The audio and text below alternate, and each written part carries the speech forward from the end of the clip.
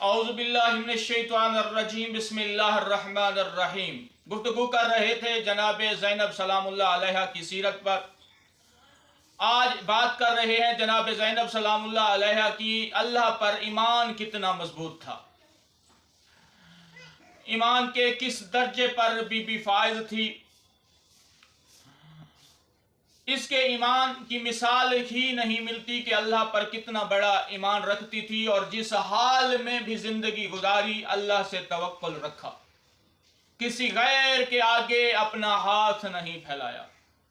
کربلا کی مثال اس کے ایمان کی بہت بڑی مثال ہے۔ جب کربلا کے میدان میں اس کے بھائی، بیٹے اور اس کے رشتہ داروں کو کربلا میں شہید کر دیا گیا، اس مخدرات عصمت و طہارت بی بی کو قید کیا گیا۔ جب دیکھا کہ کربلا کی تپتی ریت پر اس کے بھائیوں، اس کے بیٹوں، اس کی بھتیجوں کی لاشیں دھوپ پر پڑی ہوئی ہیں، تو اس کی ایمان کی کیفیت کیا تھی؟ اس نے خدا سے کوئی گلہ شکوہ نہیں کیا، اور اس بی بی نے صبر اور استقامت کے ساتھ اللہ کا شکر ادا کیا اور کہا اور عرض کیا، الہی تقبل منا ھذا القربان، بار اللہ اپنے دین کے تحفظ کے سلسلے میں ہماری یہ قربانیاں قبول کرنا۔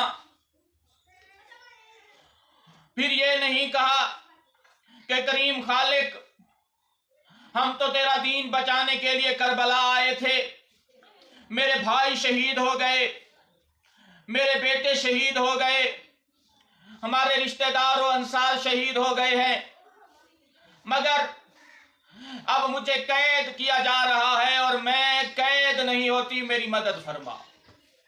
نہیں کہا، کہتی رہی، اے خداوند تعالی، اگر تیری شریعت، تیرا دین بچانے کے لیے علی کی اس بیٹی کو کوفہ اور شام ہاتھوں میں رسل پہن کر سر کی چادر لٹوا کے جانا پڑا نا، تو زینب پیچھے نہیں ہٹے گی۔ پھر کوفے میں اللہ کی توحید کا ایسا علم بلند کیا، تاریخ میں کوئی ایسی مستور نہیں ملتی، جس طرح بھرے بازار میں، بھرے دربار میں، ہر گلی، ہر کوچے میں جناب زینب نے توحید کا علم بلند کیا، اور اللہ کے دین بچانے میں ذرہ برابر بھی کوتاہی نہیں کی۔ جہاں شام کے دربار میں، پورے عرب میں یزید چاہتا تھا کہ اللہ کی شریعت کو پامال کیا جائے، اور جس طرح میں چاہوں اس طرح دین ہو، لیکن حسین کی بہن زینب، علی کی بیٹی زینب، رسول کی نواسی زینب نے، اس نے دین تبدیل کیا تھا، اللہ کی شریعت تبدیل کر چکا تھا، لیکن شام و کوفہ جا کے زینب نے وہ دین بتایا جو اللہ کا حقیقی دین تھا۔ پھر بتایا، اللہ وہ ذات ہے جس نے پوری کائنات کو خلق کیا، پھر ہر کسی کو رزق دیا، جانور پیدا کیے، حشرات پیدا کیے، اللہ کے مقابلے میں کوئی ایسا خالق نہیں ہے جو کسی چیز کو خلق کر سکے۔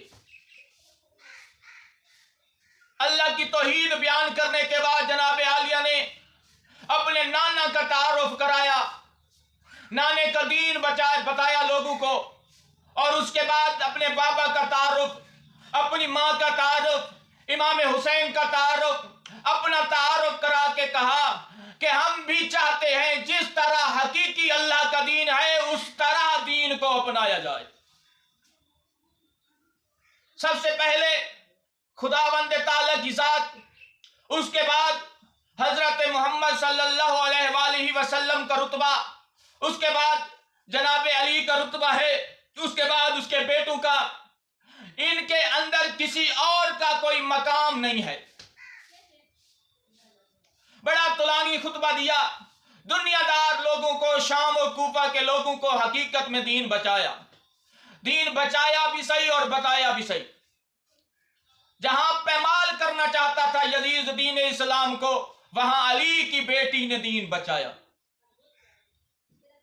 پھر کسی موڑ پر کسی چوک پر، کسی بازار میں، کسی دربار میں جتنا ظلم ہوتا رہا، دین سے 1 انچ بھی پیچھے نہیں ہٹی۔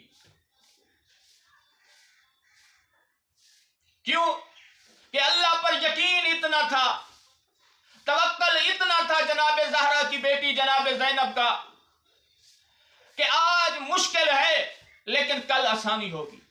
آج میرا مشکل میں اپنے آپ کو ڈالنا قیامت تک ہر مستور، ہر مرد کے لیے آسانی ہوگی۔